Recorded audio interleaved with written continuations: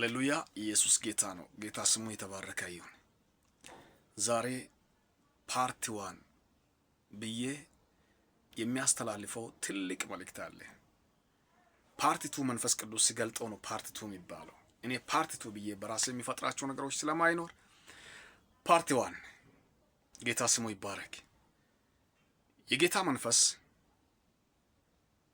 የተናገረኝ ነገሮች ስለነበሩ እነዚህን ፓርት 1 ብዬ በደንብ አስረዳችኋለሁ።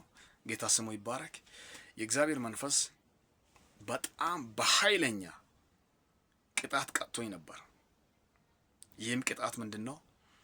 እንደዚህ የእግዚአብሔርን ቃል ለመናገር ብዙም ፍላጎት አልነበረኝም፣ ብዙም አልፈልገውም ነበር። ነገር ግን እግዚአብሔር ፈልጎ በቀጣኝ ሰዓት ቅጣቱንም እኔም አምን ብዬ ተቀበልኩ። ወድጄ ሳይሆን ሳልወድም በግድ ማለት ነው።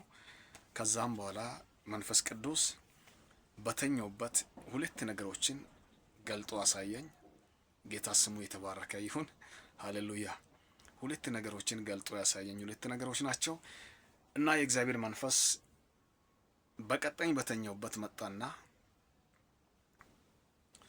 ቀሰቀሰኝ። በስጋ ራሴን እያወቅኩ በመንፈስ ገሎኝ ማለት በስጋዊ ድርጊት ውስጥ ላይ ምንም ነገር እንዳናውቅ ማለት ነው። ገሎኝ ሲባል እንደሞታችሁ ወይ እንደሞተን ማለት አይደለም። ከዛም የእግዚአብሔር መንፈስ ሁለት ደጆች ምን እንደነበሩ መንፈስ ቅዱስ አሳየኝ። ጌታን እጅግ አድርጌ ነው የሚያመሰግነው።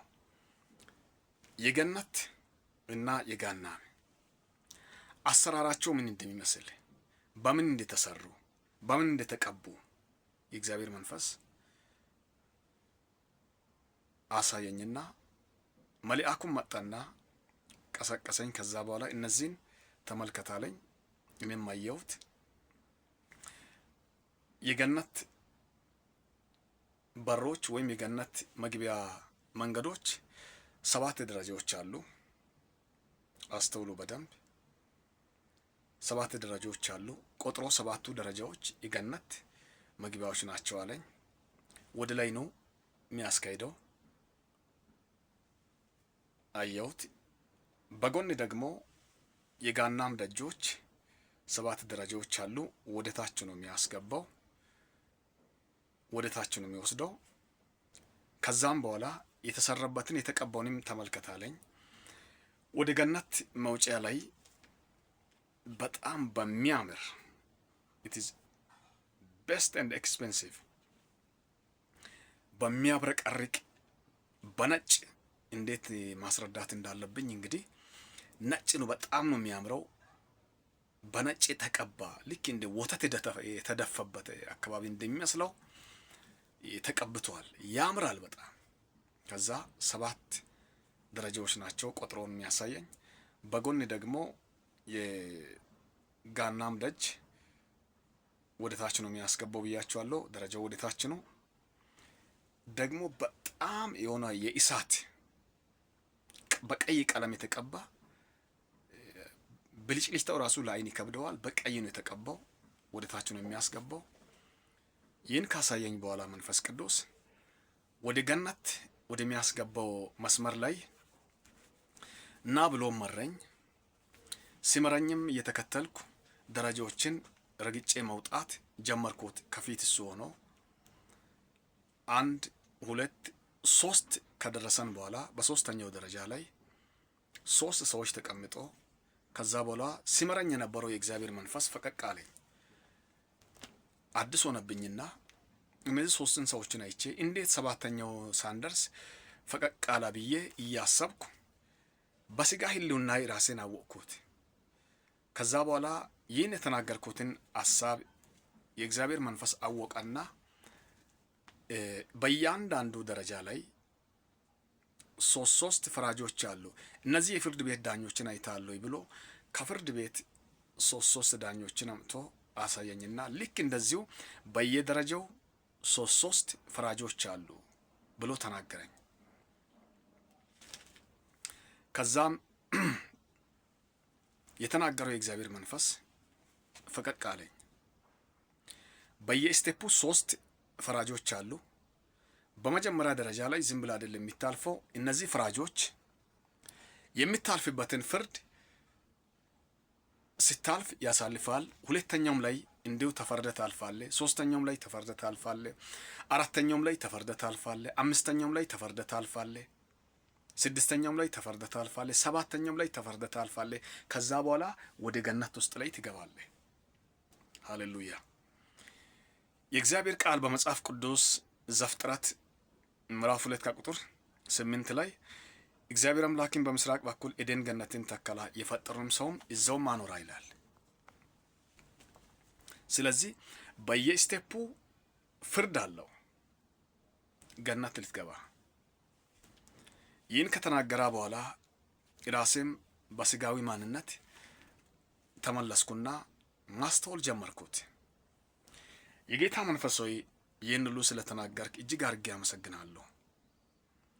ለዚህ ሁሉ ክብር ለአንተ ይሁን። በሚገባው ወዳኛልና እኔ ወዳለሁ አልኩት። ወዳለሁ ማለት እንግዲህ እግዚአብሔርን ወዳለሁ ማለት ይከብደኛል። ሳትወድ በግድም ነው መውደድ እንጂ እሱ አምላክ እኮ ነው። አንዳንድ ጊዜ ሰዎች እግዚአብሔር አንተን ወዳለሁ ይላል። ኦ ማይ ጋድ እንዴት ወዳለሁ ትላለህ? ውደድ እንጂ ውደድ።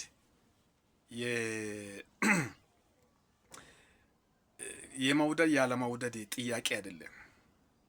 የሚትወደው አምላክ ስለሆነ እኮ ነው። ሁሉን አድራጊ ስለሆነ ነው። ጌታ ስሙ ይባረክ። ስለዚህ ከዛ በኋላ ራሴን አወቅኩትና ማሰብ ጀመርኩት ተቀምጬ። ከዛ እንዴት ሶስተኛው ደረጃ ላይ ቆምኩት። ቆመን ከዛ በኋላ አራተኛ፣ አምስተኛ፣ ስድስተኛ ስለምን አልደንም የሚለው ነገር ውስጥ ሀሳብ ውስጥ ገባው። ሶ ወደ ላይ ነው ብያቸዋለሁ። ደረጃው የሚትወጣው ወደ ላይ ነው። ገነት ልትገባ። ሃሌሉያ። ኢየሱስ ጌታ ነው። በክርስቶስ አምናችሁ በፍጹም ልብ በእግዚአብሔር ታመን በራስም ማስተዋል አትደገፍ እንደሚለው ሁሉ በፍጹም ልባችን በእግዚአብሔር በምንሆንበት ጊዜ ወደ ላይ ነው እንጂ ወደ ታች ጋናም አይደለም። ቼላማ ወሲያ። ከዛም ይሄ ጥያቄን እሰጣችኋለሁ። ያልገባው ጥያቄ ካለ በኮሜንት ውስጥ ላይ ትጽፋላችሁ። በሁለተኛ ፓርት ላይ በእግዚአብሔር መንፈስ ሆኜ አስረዳችኋለሁ። መልሳችሁን ይመልሳሉ። ሶስተኛ ደረጃ፣ አራተኛ፣ አምስተኛ፣ ስድስተኛ፣ ሰባተኛ ጨርሰን ወደ ገነት ውስጥ ላይ ለምንድን ነው ያልገባነው የሚለው ጥያቄ፣ ለምን አልገባም የሚለው ጥያቄ ይኖርባቸዋል። እንደዛ ከሆነማ ጌታ ይመስገን ጋና ምንድነው ገነትን ገባው ብዬ ዘንጬ በቃ የሚለው ሐሳብ ይኖራል ብዬ በመንፈስ ቅዱስ አይምሮ ውስጥ ሆኜ ተረዳሁት። አሃ አራትን፣ አምስትን፣ ስድስትን፣ ሰባትን አልፌ ከዛ ወደ ገነት ውስጥ ላይ ገብቼ ውስጥ ያለው ነገሮችን ሁሉ ቢያይ ኖሮ ጌታ ይመስገን እኔ ገነት ውስጥ ገብቻለሁ ብዬ በቃ አንደኑ ተስማምቼ ነው የሚቀመጠው። እንደዛ አይደለም። ሲሪየስ ነው። ዋጋ ከፍለ ነው እዛ የምትገባው። የምትከፍለው ዋጋ ቢዝነስ አይደለም። ከእግዚአብሔር ጋር ተዛምተ የምትኖርበትን እድል ነው። ዋንቶራማሲያ ከእግዚአብሔር ጋር ቅን ልቦና ሆና የምትኖርበትን እድል ነው። እያንዳንዱ ደረጃ ላይ የመጀመሪያዎቹ ካንስል ሊያደርጉ ይችላሉ። ወንድሜ የመጀመሪያዎቹ ቢያሳልፉ በሁለተኛው ትያዛለ። በእያንዳንዱ ደረጃ ላይ ሶስት ፈራጆች አሉ ካለ 7 ሲባዛ 3 ስንት ነው? ማብዛትና ድምር ማስቀመጡ ለእናንተ ይቀመጥ። እያንዳንዷ ደረጃ ላይ 3 ፈራጅ አለ። በመጀመሪያው ደረጃ ላይ ቢታልፍ በሁለተኛው ደረጃ ላይ ደግሞ ልታልፍ ላታልፍ ትችላለህ። በሶስተኛው ልታልፍ ላታልፍ ትችላለህ። በአራተኛው ልታልፍ ላታልፍ ትችላለህ። በአምስተኛውም ልታልፍ ላታልፍ ትችላለህ። በስድስተኛውም እንደው ልታልፍ ላታልፍ ትችላለህ። በሰባተኛውም ልታልፍ ላታልፍ ትችላለህ። ከሰባተኛ በኋላ ገነትን የመግባት እድል ኖረዋል። ስለዚህ አሰ ክርስቲያን እንደ ክርስቲያን መጠንቀቅ አለባቸው ጉዳዮች። ወደ ገነት ነው የተመረጣችሁበት። ጌታ ስሙ ይባረክ። ወደ ገነት ተመርጠህ ወደ ጋናም አይደለብም። ወደ ላይ ተመርጠህ ወደ ታች አይደለብም። ፓሊኮሲያ። ስለዚህ ጌታ ስሙ የተባረከ ይሁን። የተሰራበትን አሰራር ነግሬያቸዋለሁ በሚያብረቀርቅ ሁኔታ፣ ያም ደግሞ በሚገባ